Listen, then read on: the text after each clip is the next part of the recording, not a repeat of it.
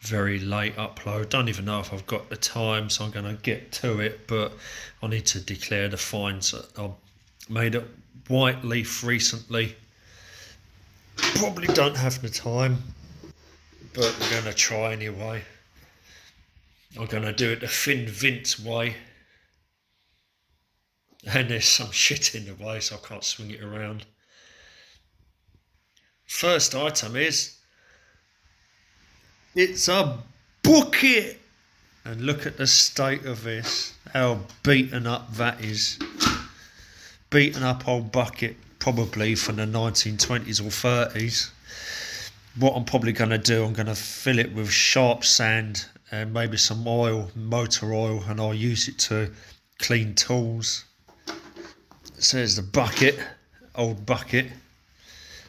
Next, I have to roll this one because it's heavy. Hertfordshire pudding stone from the Blackheath beds, Old Haven and Reading conglomerate. This is pudding stone, very heavy conglomerate of pebbles and clay-like rock, and that came from the quarry at Whyteleafe, so there's obviously a big exposure in Warlingham and Whyteleafe. Obviously it's been dug out of fields while farming. This isn't all the finds, but a butter knife, and you know the type. Sheffield steel. Yep. Yeah, I don't really have the time to read it, but you can tell that it's been sharpened again and again. I wish I could read it. Robust, something or rather, Sheffield.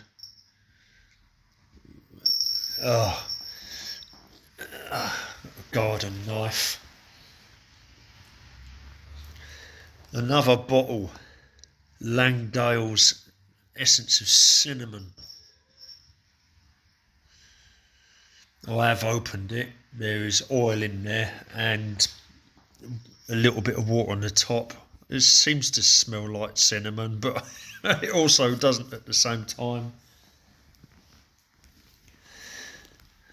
Another jar, pretty much full up, again probably 1920s or 30s, or maybe a bit after. And this is mustard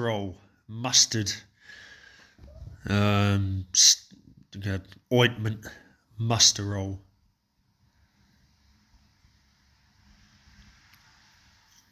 And that's the thing with Warlingham. I found a lot of unused items thrown out of the cupboard. Fossils. Pieces of inoceramous bivalve. So we've got bivalve fragments. Inoceramous. Fossil bivalve fragments, and here's the biggest one.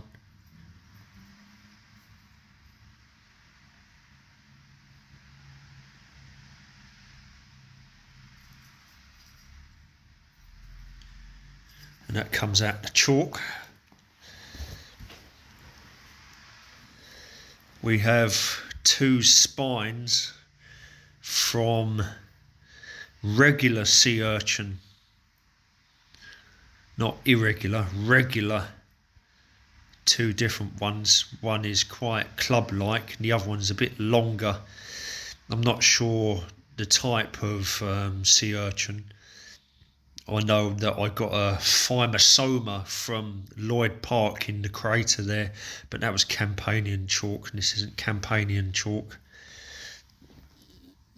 This is more like Santonian or Canicean. There's Fermium. More heart urchins.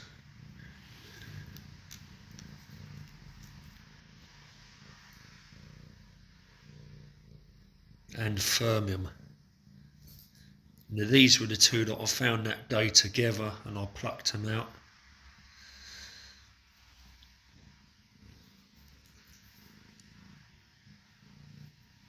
He's not going to give up. I know him. So we've got 2 heart urchins from that particular day. Here's the second one. They've not really been cleaned properly.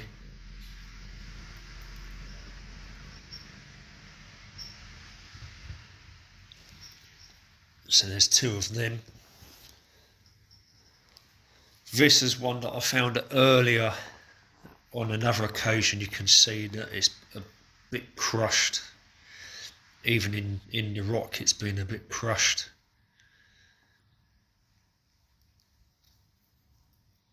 So there's quite a lot, and you can see the zooliths on top, on the shell, and there's something a bit strange underneath, something else that was living on it. Mechity's getting the hump. She likes to lay down the law, that cat. So that's 3, that was earlier, different occasion. And the flint internal that was on the surface of the ground, a small one, that's a very nice one, that flint internal. Micraster, so that's literally 4 micrasters. Oh boy. Now this I got quite a while back, another of the visits to the quarry in Wallingham, and it's a iron pyrite. It's basically a metal turd. It was in one piece, it hit the deck, I lost one of the pieces, I literally had to glue it back together. This is the biggest one, iron pyrite, and it just basically looks like a turd. And then I found the other half in a plastic jar of salt, Himalayan salt. And I found 2 more, no, well I found 3 more. 2 of them I managed to clean, and another one, a third one, it got broken when I was trying to wire brush it. There are other items from Wallingham as well. A Reg Plate, probably from the 60s or early 70s.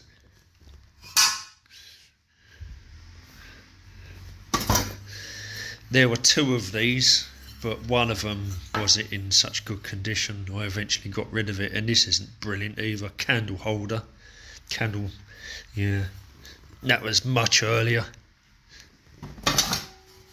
I found a lot of pots and pans at Whyteleafe in the quarry. This is just one of them.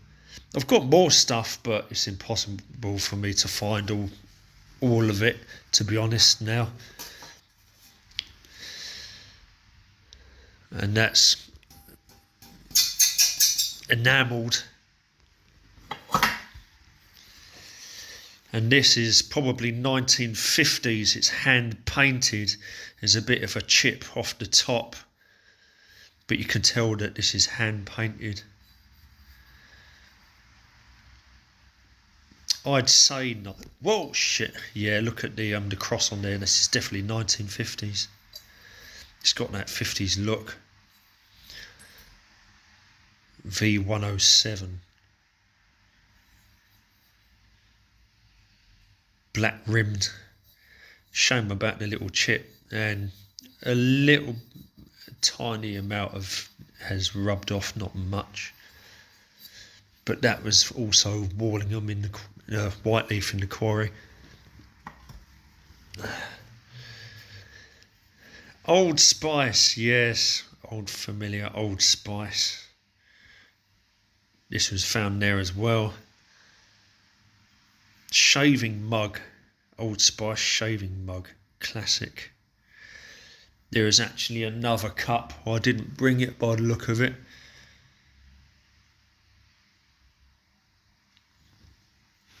But this isn't even all of it. There's been a lot more in the past, but soap tray.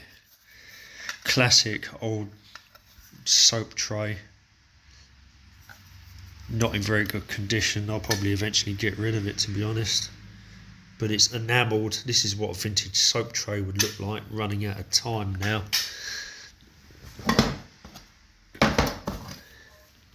And a pie dish. Now this pie dish is pretty much in it's good enough condition that I have actually used it for cooking.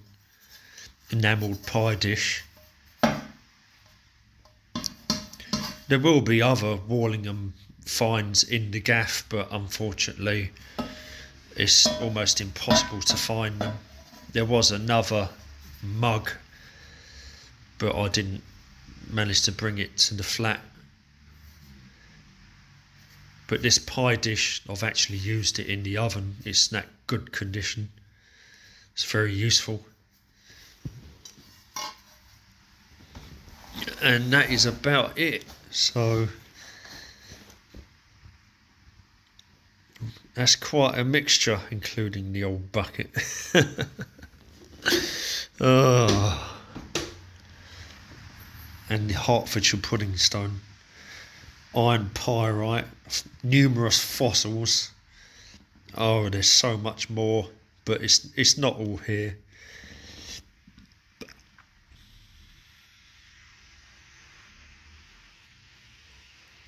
Interesting stuff.